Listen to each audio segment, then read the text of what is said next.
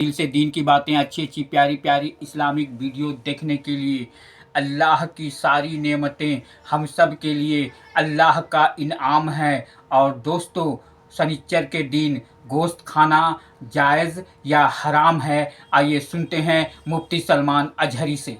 حضرت عبداللہ بن سلام رضی اللہ تعالیٰ عنہ صحابی ہیں، صحابی رسول ہیں۔ آپ جانتے ہیں اس صحابی رسول کو ایک چیز پر اللہ کے رسول صلی اللہ علیہ وسلم نے منع فرما دیا۔ کیا؟ پہلے یہودی تھے، وہ بڑے یہودی عالم تھے، تورات کے عالم تھے۔ یہودی مذہب میں سنیچر کے دن شکار کرنا حرام ہے، گوشت کھانا حرام ہے سنیچر کے دن۔ دوسری چیز، اونٹ کا گوشت ان کے لیے حلال نہیں، حرام ہے شریعت موسوی میں۔ یہودی اونٹ کا گوشت نہیں کھاتے، حرام ہے ان کے لیے۔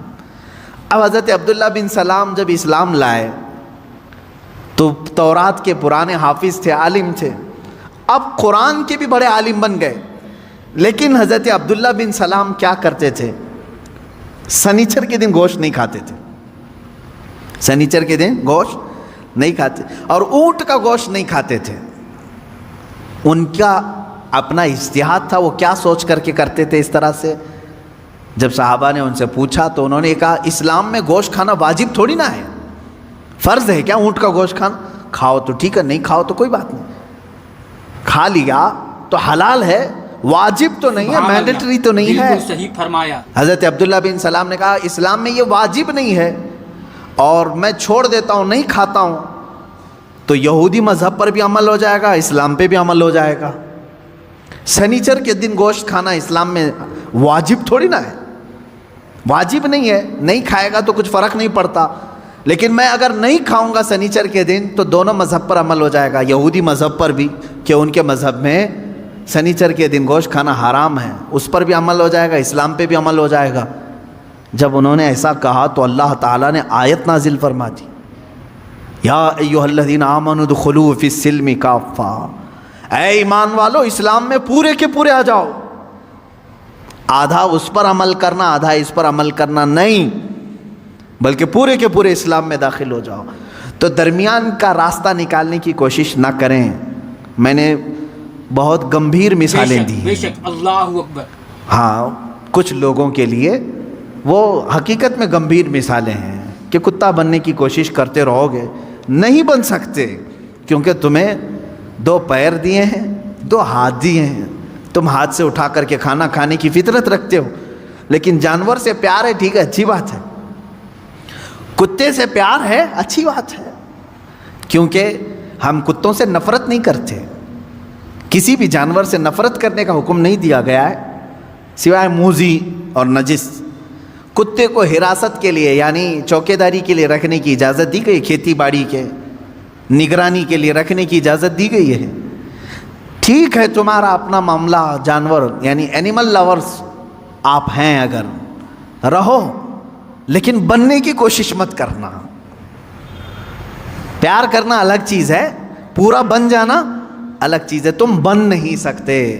اسی طرح اسلام دن ہے، کفر رات ہے، دونوں کے بیچ میں اگر تم نکالنے کی راستہ سوچو گے تو پھر کیا ہو جائے گا؟ وہی ہو جائے گا کہ تم پورے نہ اسلام میں رہ پاؤ گے نہ پورے کفار میں رہ پاؤ گے۔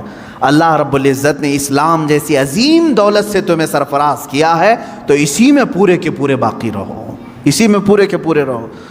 اچھا، دوسرے مذاہب کی بھی میں بات کروں، دوسرے ریلیجن میں اگر کوئی پنڈت ہے، اگر وہ اپنے دھرم میں پورا پکا ہے تو ان کے دھرم میں اس کو اچھا سمجھا جاتا ہے کہ ڈاواں ڈول آدمی نہیں ہے، پورا ٹھیک ہے، پورے اس کو گرنتھ یاد ہیں، وید یاد ہیں، جو کچھ بھی ان کی مقدس کتابیں سب سبحان اللہ، برابر کرتا ہے۔ لیکن ان میں سے اگر وہ کوئی ایسا شخص جو ادھر بھی ادھر بھی ہاتھ پیر مارتا رہتا ہے تو وہاں پر بھی وہ ذلیل ہو جاتا ہے۔ یہ سب کا معاملہ ہے۔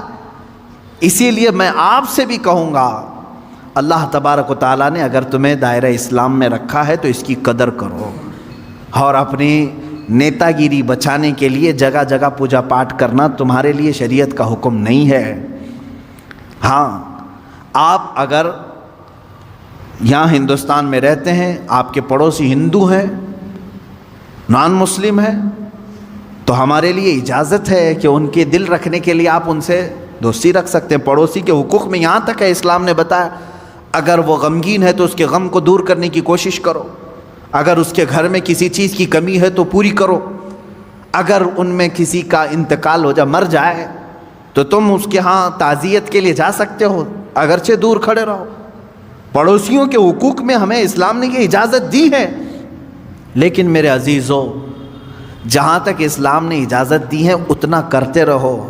میں نے پھر وہی مثال یاد دلائی، اگر کسی سے محبت ہے تو محبت رکھو، پورا وہ بننے کی کوشش مت کرو، درمیانی راستے میں جانے کی کوشش نہ کرو، تم اپنے اسلام کے ساتھ قائم رہو، تمہاری آئیڈینٹی سبحان اسی میں اللہ، ہے، بالکل تمہاری صحیح فرمایا۔ آئیڈینٹی اسی میں ہے۔